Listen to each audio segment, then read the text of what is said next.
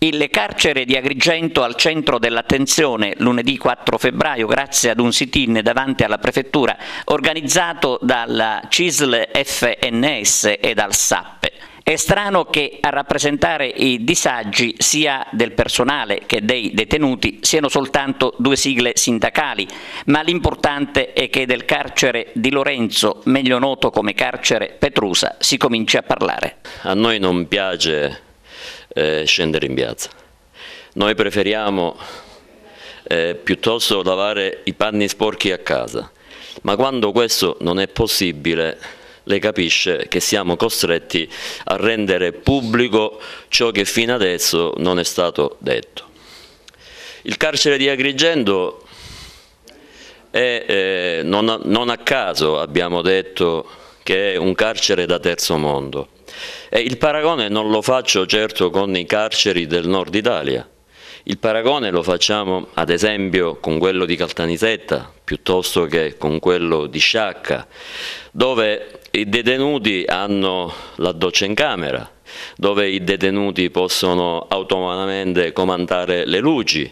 Ad Agrigento tutto ciò viene fatto ancora dal collega della polizia penitenziaria.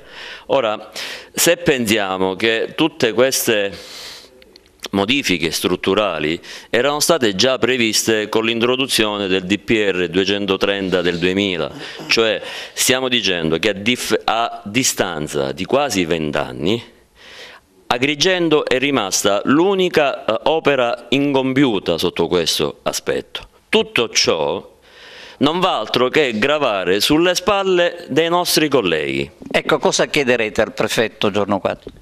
Allora, intanto faccio una premessa: siamo due rappresentanti di due organizzazioni sindacali, Confederale, la CISL, e Sindacato Autonomo Polizia Penitenziaria per quanto mi riguarda. E le altre sigle non capiamo il perché non hanno sposato la causa della problematica della casa circondariale di Agrigento, che non è, badi bene, solo strutturale come egregiamente rappresentato il mio collega, e anche nel criticare l'andamento della vita quotidiana che si svolge all'interno dei penitenziari.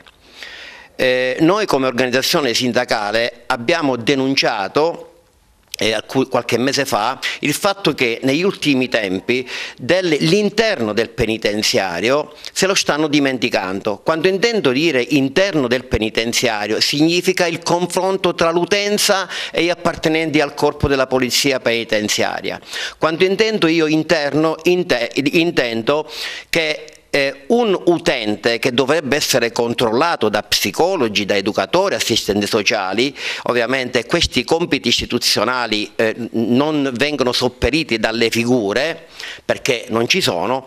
Qualche tempo fa venivano fatte dall'appartenente al corpo, dove che il contatto e confronto con l'utenza avveniva più frequentemente di quello che non avviene più oggi, perché addirittura negli ultimi tempi, e questo è stato anche una motivazione per la quale ci ha indotto a uscire fuori, perché ovviamente la sicurezza dell'interno dell'istituto penitenziario, che è una fonte basilare di quello che oggi, diciamocelo pure, sta avvenendo a mancare. È come se lo Stato stesse ovviamente regalando la sicurezza all'utenza. Perché dico questo? Perché ovviamente l'utente non viene più controllato, sia essa per garantire la sua incolumità. Il problema dell'acqua calda è un problema veramente gravissimo, è una carenza che su questo bisognerebbe anche puntare il dito. Lo farete? Ma soprattutto, ma è da anni, è da decenni che succede questo tipo di discorso. Poi ovviamente ci sono solo promesse.